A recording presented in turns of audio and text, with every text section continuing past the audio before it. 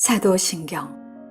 나는 전능하신 아버지 하나님 천재 창조주를 믿습니다.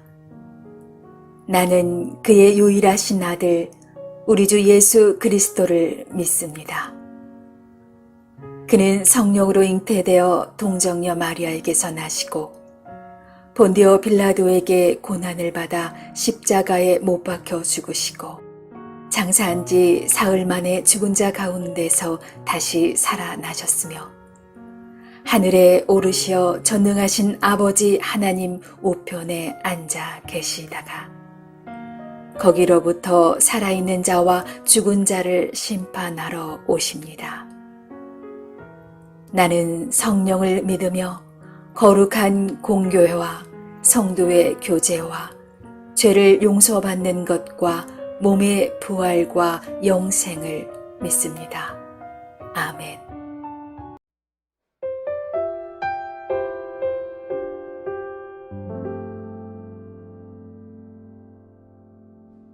주의 사랑은 주의 선하심은 주의 은혜를 생각해보라. 하늘보다도 더 높으신 아버지의 사랑 크고 놀랍네. 아버지 사랑 크고 놀랍네.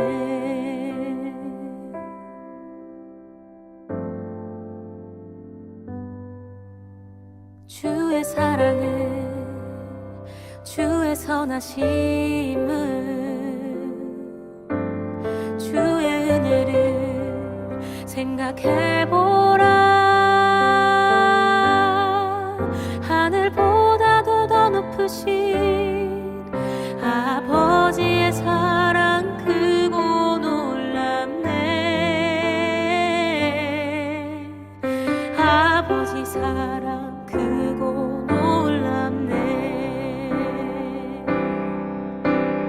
내 어찌 그 사랑 잊으리. 내 어찌 주의 긍휼 잊으리. 내 영혼의 모든 소원 만족시킨 하나님. 주의 사랑은 주의 선하심은 주의 은혜를 생각해보라. 하늘보다도 더 높으신 아버지의 사랑 크고 놀랍네. 아버지 사랑 크고 놀랍네.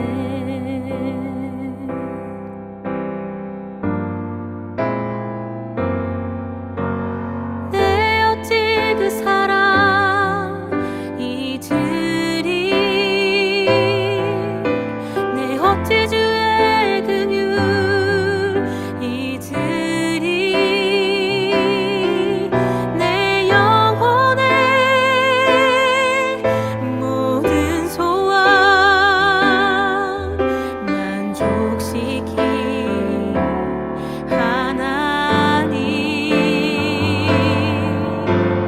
나 길을 잃고 헤맬 때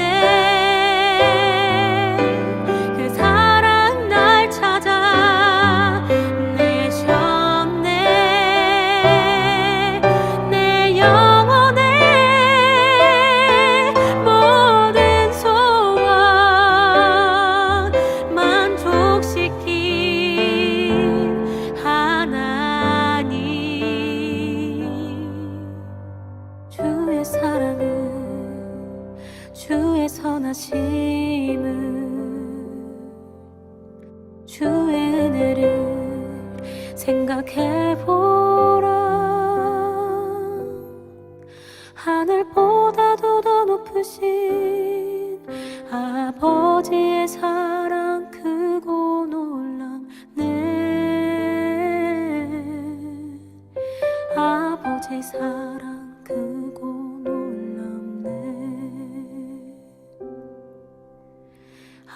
아버지 사랑 크고 놀랍네.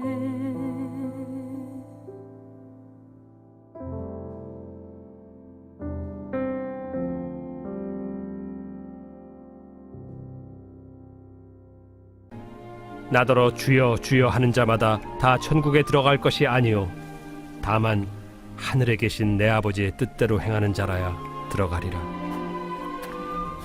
그날에 많은 사람이 나더러 이르되 주여 주여 우리가 주의 이름으로 선지자 노릇하며 주의 이름으로 귀신을 쫓아내며 주의 이름으로 많은 권능을 행하지 아니하였나이까 하리니 그때 내가 그들에게 밝히 말하되 내가 너희를 도무지 알지 못하니 불법을 행하는 자들아 내게서 떠나가라 하리라.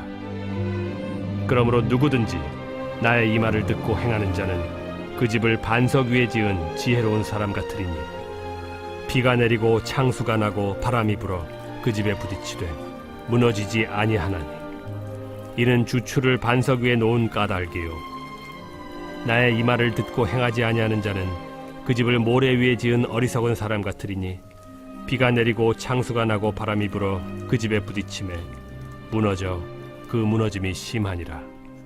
예수께서 이 말씀을 마치심에 무리들이 그의 가르치심에 놀라니 이는 그 가르치시는 것이 권위 있는 자와 같고 그들의 서기관들과 같지 아니함일러라.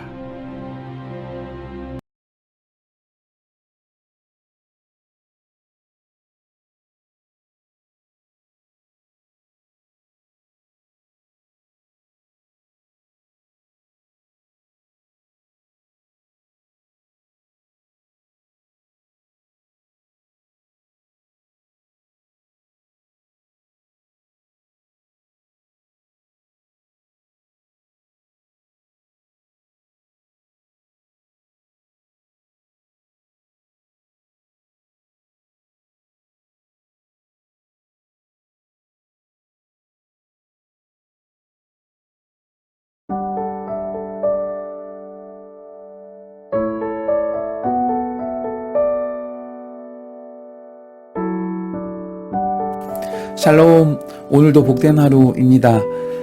하나님께서는 은혜의 하나님이시고 사랑의 하나님이시고 긍휼의 하나님이시지만 그러나 하나님께서 우리를 향해 두신 하나님의 기준은 결코 낮추시지도 않고 그 기준에 대해서 양보하시지 않습니다.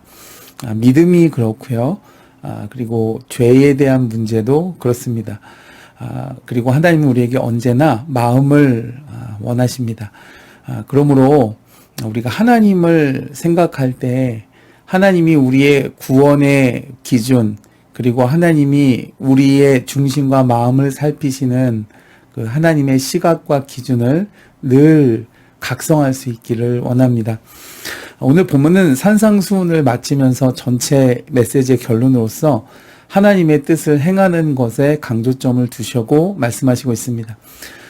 오늘 말씀에 이 행한다는 것은 역시 오늘 말씀에 나오는 예수님을 주여 주여라고 말로만 부르는 것과는 대조를 이룹니다.